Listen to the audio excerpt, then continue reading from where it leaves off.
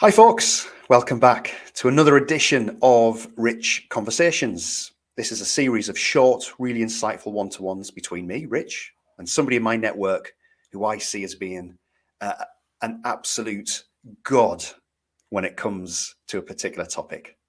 And no more so today than the fabulous Lou Chiu from Lou Chiu Coaching. How are you doing, Lou? I'm good, Rich. I'm blushing with that introduction. Hey, listen, that's absolutely how we see you. There's no doubt about that. Thank Lou, we're you. going to talk about allyship today. Mm. Massive topic. And a word which, for those who may be unfamiliar with it, are certainly seeing it mentioned more and more, certainly on platforms such as LinkedIn. So, Lou, I'd love to delve a little bit more into the topic with you today. And first of all, and I know we haven't got a massive amount of time to answer this one, but in a nutshell, what is allyship? So, allyship is a practice where people are aware of systems of oppression. So, things, big cultural belief systems that are designed to benefit one community over others. And so, patriarchy is designed to benefit men, white supremacy and colonialism designed to benefit white communities. It's kind of the quickest way that I can explain that. And so allies recognize that these systems exist and not considerate to just show up one at a time, but they all show up together at the same time and intersecting. And so allies recognize that if we have those identities where those systems are not designed for us, we might experience things like discrimination, prejudice, and violence. And so allies are people who don't belong to those communities themselves, but want to contribute to changing those systems of oppression. If I carry on talking, Rich, I'll keep going. So yes, of course. Yes, indeed. Yes, there's always conscious to keep one eye on the clock, isn't there? Right. Okay. With this series of conversations, one of the things I'm really trying to help listeners and viewers to understand is what on earth can I do? So this is a massively important topic. If I was a manager, and this doesn't apply just to managers, yeah, but if I was a manager for the first time and going into a team, and I've listened to what you have just said, what can I do? What can my first move be to support this? well, the first thing in an ideal world would happen before you even step into that room. And so it's understanding who you are. So my coaching practice is existential coaching. And so I'm fascinated by identities and how do we formulate our sense of self. And so when we look at the self in these big systems of oppression, how do they impact us? How do we experience the world based on that? And so for me, I am British born Chinese. I am neurodivergent. I'm also cisgendered and heterosexual. And so in some of those systems, I am marginalized. In others, I have the benefits and privileges that come with being in particular systems that are designed to benefit people like me. And so the interesting idea around intersectional allyship is that we both have power and privilege, and we can also face oppression. They're not two things that are separate. They're that wonderful mix of complex things that make us us. And so in any role of influence, whether that's as a manager or being part of a team, understanding how we experience the world, and that we know what we know based on that position. And that can really then help you understand and approach new relationships, particularly new relationships, with an openness and a compassion that we might not hold if we don't do that internal work first.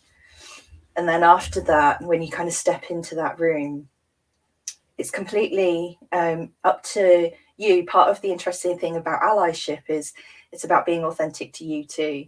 And so if you are an extrovert and you love people pleasing and bringing people together, some of the things that you do to create safe spaces will happen quite naturally. And so bringing people into the conversation as an ally, you might be aware of who you're bringing into that conversation. Who are you giving space to present their ideas to? Are you giving them the same level of credibility as other people speaking? And it might be that you're introverted and speaking in teams terrifies you, or that you're a reflector and it takes a little while to process information, and for you to kind of work through some of that stuff on your own before sharing. There's a space for everybody to be an ally, because it's not a tick box exercise. I can't stress that enough. And so one of the really important conversations I have with the people that I work with is, who are you and how can you help? Some of that is recognizing what power and privilege that you have, because what that means in the workplace is, what influence do you have? And so as managers, you will have a level of credibility because of the role that you play. You will automatically have more influence in that power dynamic. And so that's where conversations like leaders of service or service leadership can be really powerful. If you're looking to practice allyship in the workplace, you're helping to disseminate some of that power imbalance that is happening. And the most important thing is, do something. The biggest barrier for most allies is, I don't know what to do. What if I get it wrong? What if I say the wrong thing or use the wrong term? And we get paralyzed with that fear, and we go, okay, why should I speak for a community that I don't belong to? That feels wrong. But actually, if we see manifestations of those systems of oppression play out, if we see, if we see behavior and discrimination of discrimination, using language of prejudice, isolating people from conversations or spaces, one of the things that we all have the power to do is to change that. And that is as simple as a conversation. That's as simple as providing some feedback. And so the more power you have, the more influence you have within that group and community, the more you can influence strategic change. What's interesting is when we look at, if we then look at the concept of solidarity, where people come together, it's where people who have been, who feel like they're powerless, able to come together and use that social capital to influence change. So there's loads of ways to do it. But the first thing is, work out who you are, why you want to do this work. And the rest should, I was about to say should come naturally. It doesn't, because what I'm asking allies to do is be braver, to have difficult conversations, being able to call out inappropriate language, being able to go, oh, well, these groups or this voice is not in this room when we're making this decision. These stakeholders aren't being considered. What can we do about that? How can we open up that space?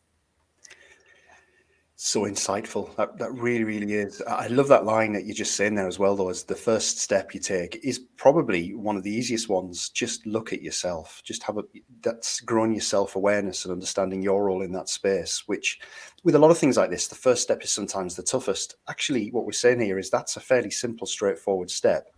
The next bit from then on will probably come with more of a challenge, but at least we've got the ball rolling if we do that. Yeah.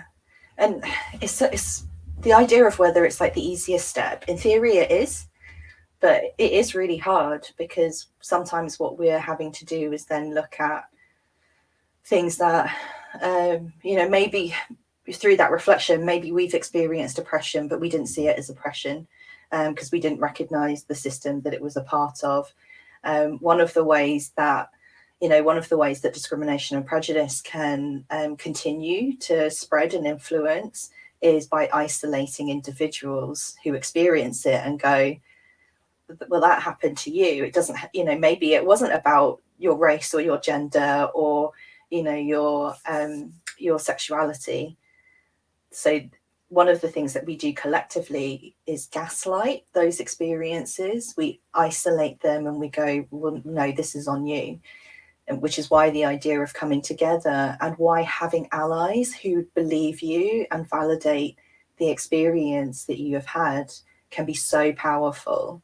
Because for people from marginalized communities, where they go through these experiences of microaggressions, of being excluded, when that keeps happening, you either get angry or you stop showing up.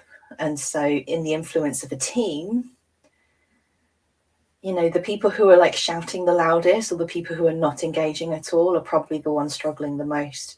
What tends to happen when it comes to something like a dynamic that's influenced on an identity characteristic, the people in the middle are too scared to say something, but actually they have so much power to change the direction either way. And there's a really powerful thought in the kind of academic space where, like, your silence is complicity because you're not changing it, you're not disrupting it. So true. I just very quickly, I was working with somebody else this week and we were speaking about inclusivity, and the challenge they threw back at me was, well, there are other people out there, you can give them the opportunity to be included and they remain silent. And that person was always almost saying that to me as if it was that person's fault that they were remaining silent. The challenge back is, what barriers are standing in front of them which are making them remain silent? And again, as a manager, I think that is a really important lesson for us. If there are groups of people within your team who don't very often contribute, ask ourselves the question, why is that? Why are they not contributing to this? What am I doing to make them feel that? Or what barriers are in place to make them feel they can't contribute? Yeah, I think that's a really important thing, isn't it? There's a second question there as well, which is how can they contribute in a way that is safe for them, that is more accessible for them? I think the only thing to kind of add to that is, for, you know, I study this stuff. I absolutely geek out on this. Rachel, I think when we last spoke, I was in the midst of my master's. And so for most people that aren't geeks like me, they won't necessarily have the language to describe what they're going through. And so it might be that the individuals in front of you, if they're from historically marginalized communities, they might be carrying a lot of collective trauma or generational trauma that they don't even realize is going on for them. And so I know it's a really big ask if you're facilitating or you're a team leader or manager to go, oh yeah, there's these really big things that might be impacting your space. And I have this when I'm working with coaches. I go, I'm not a therapist. Why should I? You've said trauma. That's a therapy word. It's like, you're not here to fix the trauma. That's not what I'm asking you to do. But it's actually to recognize how that might show up in your spaces and why people might disengage. Because when you go through not just your own individual trauma, but you've seen the discrimination and the violence against your community, you keep yourself small to try and keep yourself safe. And so what is really important for allies is to cultivate the environment where trust can be rebuilt. And it's hard because this isn't always just about one-to-one personal trust. This is about representing the communities that we belong to. Sure. Listen, Lou, I could speak to you all day about this. I'm learning so much, but I really need to cut it short there. But listen, thank you so much for your insights. We'll definitely talk again about this on here, I think. I hope so. Thanks ever so much, Lou. And folks, thanks again for watching. Come back here very, very soon for another edition of Rich Conversations.